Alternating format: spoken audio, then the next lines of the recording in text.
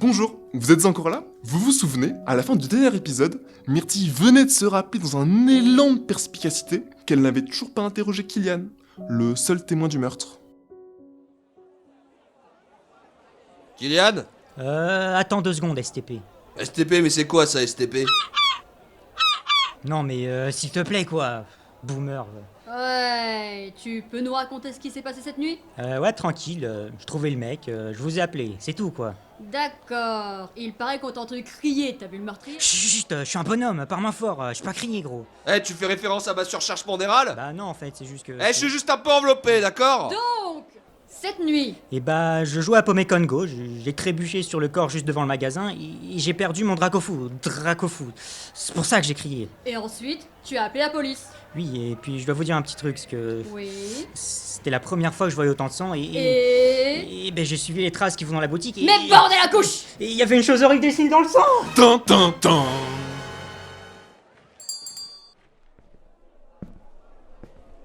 Il a été traîné jusqu'à la porte depuis le fond du magasin. Vous savez, à Paris, il y a toutes sortes de gens, mais j'ai jamais vu des maraîchers vendeurs de... jouets. Ça demande une certaine force dans les bras. Pourtant, ma sœur vend des légumes, et elle adore les... jouets. De grande taille. Un homme peut-être? Les étagères sont fournies en plus. Il y en a que j'ai jamais vu. Kimberley en avait pourtant une sacrée collection. Allez viens, on va se rapprocher. Bark! J'ai marché dans une horreur en plastique qui fait du bruit. Oh, je connais ça. Ma mère a le même dans sa baignoire, c'est vachement Je performant. ne veux pas le savoir. Continue. C'est quoi ce truc? Du sang séché, on dirait que quelqu'un a dessiné...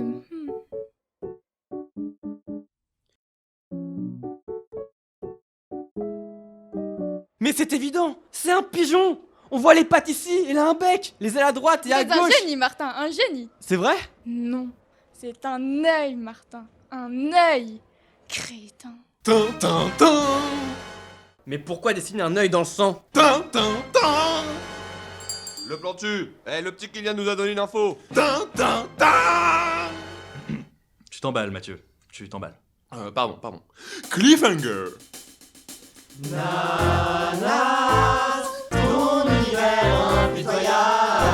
Mais non, mais pas du tout, mais c'est pas du tout fini. Oh. Mais je l'aime cette chanson, moi. Pas vrai. Enfin bref, 2 jours plus tard, à la morgue. Maintenant, j'en suis sûre. Il est mort car on l'a frappé à de nombreuses reprises avec un objet contondant. Eh bien, chapeau. Vous voudriez pas m'apprendre un vrai truc pour une fois? Votre derrière est très basique. Hein? Ah non, mais littéralement, hein. Minimum PH8. Ah, d'accord, j'ai cru. Non, mais pas d'inquiétude, ma petite Agathe. Votre fessier est loin d'être oubliable, croyez-moi. Je suis ravie de le savoir. On parlait d'objets contondants? Ah oui, parfaitement, Myrtille. Vous ne devinerez jamais. Les résultats d'analyse sont juste là. Bien le bonjour. Je suis trop jeune pour mourir en Bretagne. Constantine, bon sang, vous travaillez à la morgue? Assurément, mais vous savez, le secrétariat c'est un métier bien transverse. Mais attendez, vous êtes pas l'assistante du notaire? Je suis sûr de vous avoir croisé chez le poissonnier il y a 2 jours. Non, ça doit être ma mère. Tenez, Louane. Alors, le meurtre a eu lieu le 13 septembre à environ 4h39 et 12 secondes, à plus ou moins 5 secondes près, bien évidemment. Ça va de soi. On a retrouvé des traces de schnapps sur son pantalon. Intéressant. Du schnapps. Ça peut être que cet ivrogne de Romain Rangé. Je croyais que Friedrich ne tenait pas l'alcool. En effet, on a décelé un déficit en alcool déshydrogénase. Quoi? Il y a également une étrange petite morsure de canidé sur son mollet droit. Alors là, je suis sûre qu'il n'avait pas de chien. C'est rare les chiens sur cette île. C'est vrai que lors de la dernière famine de 2008... Hein? Sérieusement? J'aime pas le chien. Mais surtout, ah, ça c'est le plus fort. J'ai trouvé des fibres de noix de coco sur son visage. Mais comment? Mais qu'est-ce que c'est que ce bordel? Constantine est tombé dans les pommes! Et c'est vrai que Constantin est mort là-bas, ça a dû lui rappeler des traumatismes. Traumatisme? Quel traumatisme? Je pense que c'est cette chose, l'arme du crime. Nom d'un topinambour. Mais c'est quoi ce problème avec les noix de coco à la fin? Bon, Martin, Oui, j'avais oublié, mais bon... j'aime pas trop beaucoup ça. je pense qu'il est temps. Ah mais oui, c'est vrai, on n'a pas du tout pensé à te montrer la cassette. En plus, il l'a améliorée il y a 3 jours pour la commémoration des 20 ans. Oh oui, ça c'est de l'intégration. Vous vous rappelez de quand vous l'avez vu pour la première fois, Myrtille? Non! Mais de quoi vous parlez à la fin? Écoute, assieds-toi et regarde. 12 septembre 2001. Les festivités de la fête du Kunyaman no Kiwi battent leur plein sur l'île Chi, Bretagne. lorsqu'un terrible incident vint jouer les troubles fêtes. Alors nous, on n'a rien compris. On était là pour les fêtes du Kunyaman au kiwi, on a entendu grenade, le pauvre petit Louis, il s'est pris au moins 12 balles. Ah, beaucoup plus, Michel, beaucoup plus. Nous, d'habitude, on entend les cigales, pas les pistolets. En effet, un jeune voyou de la péninsule se serait amusé à lancer le fruit grenade en criant grenade. Au vu des récents événements états-uniens du 11 septembre, la police de proximité de l'île, à Cran, décida de réagir en tirant sur la foule, occasionnant la perte de 200 vies humaines, l'équivalent des 3/4 de la population, y compris le petit Timmy, fils du maire, mort d'une allergie au kiwi.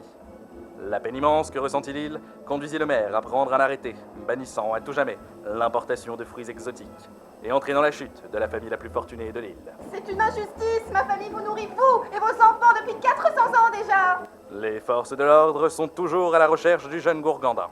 Ce drame restera dans la mémoire des insulaires comme le jour noir du désastre de la fête du Kunyaman au kiwi. Anis Épinard pour l'ORTF, à vous les studios. Bon, maintenant que vous êtes briefé, Martin, Ok, d'accord. C'est cool. Cool.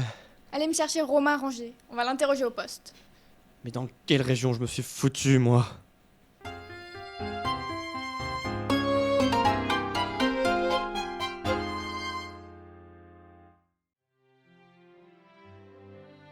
Vous les entendez à côté, chère Damascine? Tout à fait, Durian. Il m'empêche d'embaumer mes cadavres en paix. Je vais vous répéter ce qu'on répète dans cette famille depuis 1957. Quelle idée de coupler la morgue aux pompes funèbres. Ça n'a strictement rien à voir. Foutu budget. Il n'empêche que... Pourquoi appeler une grenade? Étayez votre propos, je vous prie. Eh bien, a-t-on appelé une grenade à partir d'une grenade? Ou bien pour une toute autre raison que la grenade? Eh bien, on peut dire que les pépins explosent dans la bouche. Une explosion de saveur. Et il est vrai que si une grenade est mal ou bien placée selon votre intention, elle peut également exploser dans la bouche. Assurément. On peut également statuer que la couleur d'une grenade rappelle le résultat auquel on aspire en utilisant un tel objet. Le résultat? Eh bien du rouge, Durian. Vous ne me suivez plus ces temps-ci. Cela ne répond pas à la question. À la découverte de la grenade par l'Occident, y avait-il déjà des grenades? Et alors, qui a été nommé en premier? Eh bien, c'est très simple. Nanas, ton univers impitoyable. T'as pas l'impression d'avoir oublié un truc là, Mathieu? Non, quoi? La conclusion? Je sais pas. Bon, ok. Bisu. La grenade ou la grenade? Telle est la question. Enfin, ce n'est pas le sujet. Nos protagonistes ont enfin avancé et ont découvert que le maraîcher s'était fait trucider à coups de noix de coco. Entre le schnapps sur le pantalon et la morsure sur la jambe, des indices arrivent à l'appel. Et c'est à notre équipe de mettre ça au clair.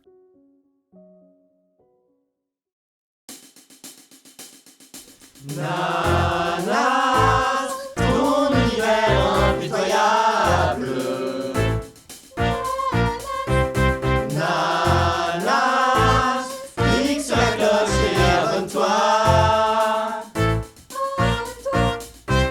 Nanas, YouTube viendra de la moula. Nanas, pour boire les bars bouilleront. Oui, on boit.